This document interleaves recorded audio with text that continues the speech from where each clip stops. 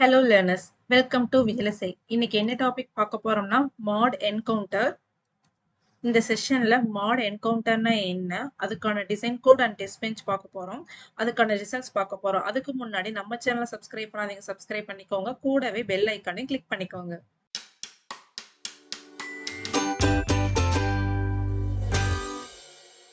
First mod என்கவுண்டர்னா என்ன அப்படின்றத பார்க்கலாம். ஜென்ரலா வந்து பாத்தீங்கன்னா, இப்போ ஒரு 4 பிட் கவுண்டரே எடுத்துக்கோங்களேன். அது என்ன பண்ணும், நமக்கு 0ல இருந்து 15 வரைக்கும் கவுண்ட் பண்ணும். கரெக்ட்டுங்களா?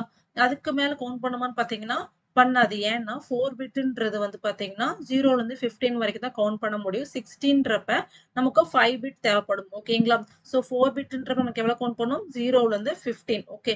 எனக்கு வந்து ஒரு 9 வரைக்கும் கவுண்ட் பண்ணா போதும், இல்ல 12 வரைக்கும் கவுண்ட் பண்ணா போதும், இல்ல 13 வரைக்கும் கவுண்ட் பண்ணா போதும்னா அந்த கவுண்டர் வந்து ஒர்க் ஆகாது. ஏன்னா நமக்கு அது 15 வரைக்குமே நமக்கு கவுண்ட் பண்ணும். ஸோ நமக்கு ஒரு தேவை இருக்கு, இவ்வளவு தூரம் தான் கவுண்ட் பண்ணணும். நமக்கு இப்போ ஒரு 9 வரைக்கும் தான் கவுண்ட் பண்ணணும், இல்ல 10 வரைக்கும் 11 வரைக்கும் தான் கவுண்ட் பண்ணணும் அப்படின்னு ஒரு தேவை இருக்கிற அந்த இடத்துல தான் நமக்கு வந்து mod என்கவுண்டர் வந்து ரொம்ப யூஸ்ஃபுல்லா இருக்கும். ஓகேங்களா? ஸோ mod என்கவுண்டர் அப்படின்னா என்ன அப்படின்னு பாத்தீங்கன்னா, நமக்கு எவ்வளவு தூரம் கவுண்ட் பண்ணணும் அப்படின்றத செட் பண்ணிட்டோம்னா அது வரைக்கும் மட்டும் நமக்கு கவுண்ட் பண்ணும். ஓகேங்களா? ஃபார் எக்ஸாம்பிள் வந்து பாத்தீங்கன்னா, இப்போ mod 10 கவுண்டர் அப்படின்னா 10 ஸ்டேட்ஸ் அது வந்து குடுக்கும். 10 ஸ்டேட்ஸ்னா 0ல இருந்து 9 வரைக்கும். ஓகேங்களா? அதுதான் வந்து இங்க ஒரு டயகிராமா குடுத்திருக்கேன். ஸோ ஸ்டார்டிங் கவுண்ட் வந்து 0. ஸோ 0க்கு அப்புறம் என்ன 1, 2, 3, 4, 5, 6, 7, 8, 9. ஸோ இது மொத்தமா எத்தனை ஸ்டேட்ஸ் ஆச்சுன்னு பாத்தீங்கன்னா 10 ஸ்டேட்ஸ் இருக்கும். ஸோ நீங்க வந்து இந்த எண்ணுன்ற இடத்துல என்ன வேல்யூஸ் கொடுக்குறீங்களோ அவ்வளவு ஸ்டேட்ஸ் வந்து நமக்கு என்ன கவுண்ட் பண்ணி கொடுக்கும். ஓகேங்களா? ஸோ 10 ஸ்டேட்ஸ்ன்றப்ப நமக்கு எவ்வளவு வரும்? 0 to 9 வரைக்கும் நமக்கு கவுண்ட் பண்ணி கொடுக்கும். ஓகேங்களா? இதுக்கு நமக்கு எவ்வளவு ஃபிளிப் ஃப்ளாப்ஸ் தேவைப்படும் அப்படின்னு பாத்தீங்கன்னா 4 ஃபிளிப் ஃப்ளாப்ஸ். எப்படின்னா இப்ப வந்து பாத்தீங்கன்னா 3 பிட் நமக்கு எவ்வளவு தூரம் கவுண்ட் பண்ணும்? 0ல இருந்து 7 வரைக்கும் கவுண்ட் பண்ணும். கரெக்ட்டுங்களா? சோ 3 பிட்ன்றப்ப நமக்கு எவ்வளவு ஃபிளிப் ஃப்ளாப்ஸ் யூஸ் பண்ணுவோம்? 3 ஃபிளிப் ஃப்ளாப்ஸ் யூஸ் பண்ணுவோம். இப்ப நமக்கு 0ல இருந்து 9 வரைக்கும்ன்றப்ப கண்டிப்பா நீங்க வந்து ஒரு 4 பிட்யாவது யூஸ் பண்ணி ஆகணும். கரெக்ட்டுங்களா? சோ 4 பிட்ன்றப்ப நமக்கு எவ்வளவு ஃபிளிப் ஃப்ளாப்ஸ் வரும்? 4 ஃபிளிப் ஃப்ளாப்ஸ் வரும். ஓகே. நெக்ஸ்ட் வந்து பாத்தீங்கன்னா இது 0ல இருந்து 9 வரைக்கும் கவுண்ட் ஆகும். மறுபடியும் 9 வந்தோடனே என்ன ஆயிரும்? மறுபடியும் 0க்கே போயிரும். ஓகேங்களா? சோ 0 to 9 வரைக்கும் கவுண்ட் பண்ணிட்டு 9க்கு அப்புறம் மறுபடியும் 0, மறுபடியும் 1, 2, 3ன்னு சொல்லி ஸ்டார்ட் பண்ண ஆரம்பிச்சிரும். ஓகேங்களா? இதை வந்து mod என்கவுண்டர்னு சொல்லுவாங்க, இல்ல மாடுலோ என்கவுண்டர்னு சொல்லுவாங்க. ஓகேங்களா? இப்ப இதுக்கான டிசைன் பார்க்கலாம். நான் இந்த டிசைன்ல வந்து பாத்தீங்கன்னா பெராமீட்டர்ல யூஸ் பண்ணிருக்கேன். இது வந்து இது ரொம்ப சின்ன டிசைன். இதுக்கு இதெல்லாம் யூஸ் பண்ணணும்னு அவசியம் கிடையாதுதான். ஆனா நீங்க வந்து இப்ப இருந்தே வந்து ஒரு சின்ன சின்ன கோட்ல இருந்தே வந்து இதெல்லாம் நீங்க யூஸ் பண்ண பழகிக்கிட்டீங்கன்னா, சோ நீங்க ரியல் டைம்ல ஒர்க் பண்றப்ப ரொம்ப யூஸ்ஃபுல்லா இருக்கும். அதை எப்படி ஹேண்டில் பண்ணலாம் அப்படிலாம் தெரிஞ்சுக்கலாம். ஓகேங்களா? சோ இந்த பெராமீட்டர் எல்லாமே நீங்க யூஸ் பண்ணலாம். வச்சு எழுதலாம். ஒண்ணும் தப்பு கிடையாது. ஓகேங்களா? சோ மாடியூலுக்கான ஒரு நேம் கொடுத்துட்டேன். நெக்ஸ்ட் நம்ம பாராமீட்டர் யூஸ் பண்றப்ப என்ன பண்ணணும்? ஆஸ் போடணும். ஓகேங்களா? பாராமீட்டர். இப்போ என்னோட கவுண்டர் என்ன? mod 10 counter. ஓகேங்களா? சோ அதனால n வந்து நான் 10ன்னு ஃபிக்ஸ் பண்ணியிருக்கேன். ஓகே. சோ இது வந்து பாத்தீங்கன்னா வித் வந்து நமக்கு எவ்வளவு வரும்? 10ன்றப்ப நமக்கு எவ்வளவு பிட் யூஸ் பண்ணுவோம்? 4 பிட். ஓகேங்களா? அதனால வித் வந்து நீங்க 4ன்னு கொடுத்திருக்கேன்.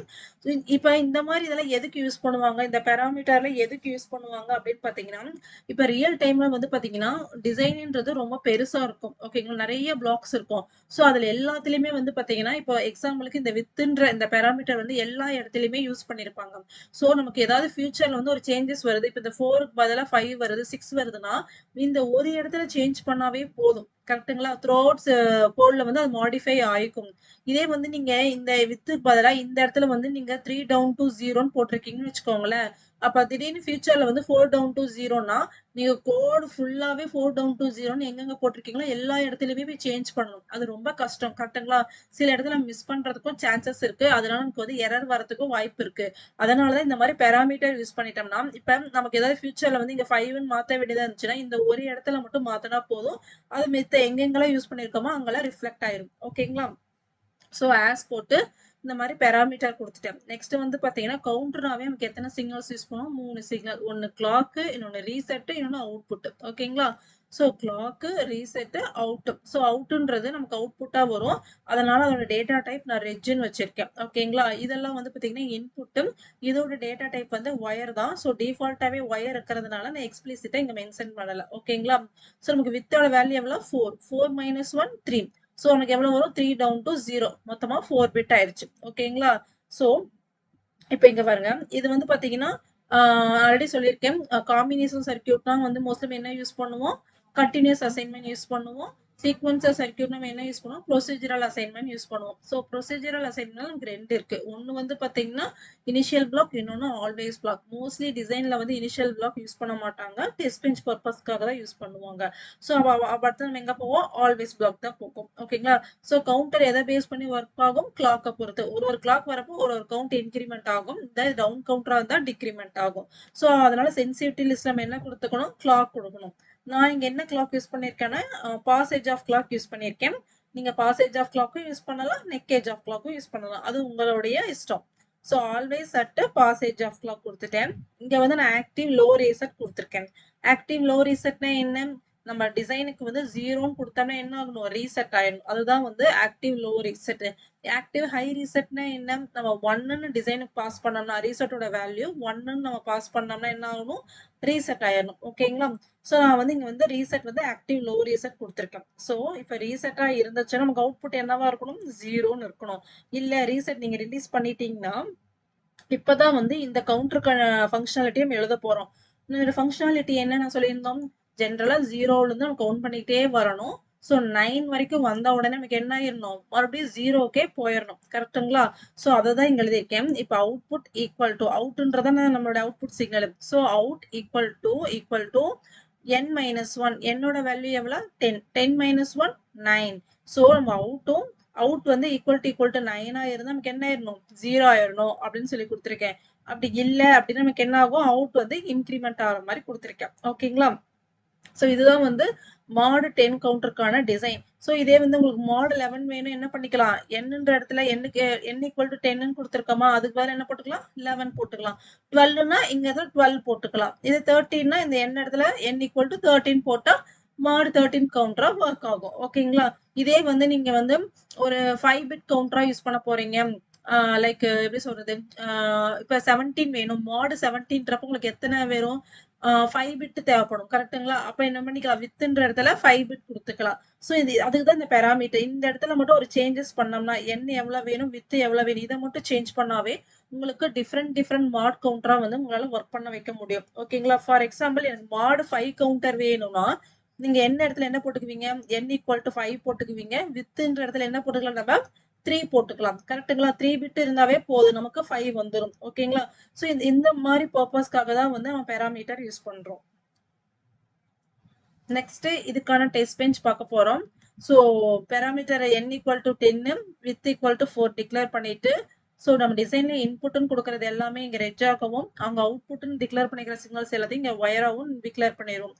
நெக்ஸ்ட் என்ன பண்ணுவோம்? டிசைனை இன்ஸ்டன்ஷியேட் பண்ணணும். ஸோ டிசைனோட நேம் என்ன? மாட் என்கவுண்டர். அதை எம்னு சொல்லி இன்ஸ்டன்ஷியேட் பண்ணிட்டு நான் வந்து இங்க கனெக்ட் பண்ணியிருக்கேன். இதுல வந்து 2 மெத்தட் இருக்குது. ஒன்னு கனெக்ஷன் பை நேம், இன்னொன்னு ஆர்டர் ஆஃப் கனெக்ஷன் சொல்லுவாங்க. நான் ஆர்டர் ஆஃப் கனெக்ஷன் யூஸ் பண்ணியிருக்கேன். பட் ரியல் டைம்ல வந்து கனெக்ஷன் பை நேம் தான் அதிகமா நம்ம யூஸ் பண்ணுவோம். ஓகேங்களா? இங்க வந்து எனக்கு கம்மியான சிக்னல், வெறும் 3 சிக்னல்னால நான் ஆர்டர் ஆஃப் கனெக்ஷன் யூஸ் பண்ணியிருக்கோம். பட் ரியல் டைம்ல பாத்தீங்கன்னா 30-40 சிக்னல் இருக்கும். அது ஆர்டர் ஆஃப் கனெக்ஷன்ல யூஸ் பண்றது அவ்வளவு கரெக்டா வராது. ஸோ அதனால வந்து கனெக்ஷன் பை நேம்ல தான் யூஸ் பண்ணுவோம். நெக்ஸ்ட் வந்து கிளாக் ஜென்ரேஷன். நான் ஆல்வேஸ் பிளாக் யூஸ் பண்ணி ஜென்ரேட் பண்ணியிருக்கேன்.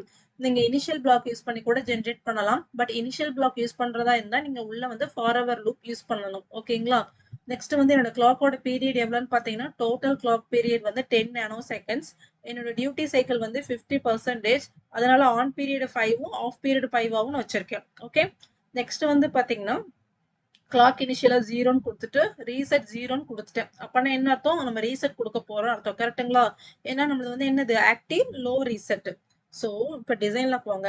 அட் பாசேஜ் ஆஃப் கிளாக்ல ரீசெட்டோட வேல்யூ 0ன்னு இருக்குதா? ஸோ 0ன்னா என்ன ஆகும்?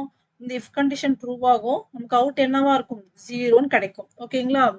Next repeat 4 at posedge of clock. அதாவது 4 கிளாக்குக்கு அப்புறம் நான் என்ன பண்றேன்? ரீசெட்டை ரிலீஸ் பண்றேன். ஸோ ரிப்பீட் 4ன்றது என்ன? ஒரு 4 கிளாக்ஸ், ஒரு 4 கிளாக் நீங்க என்ன பண்றீங்க?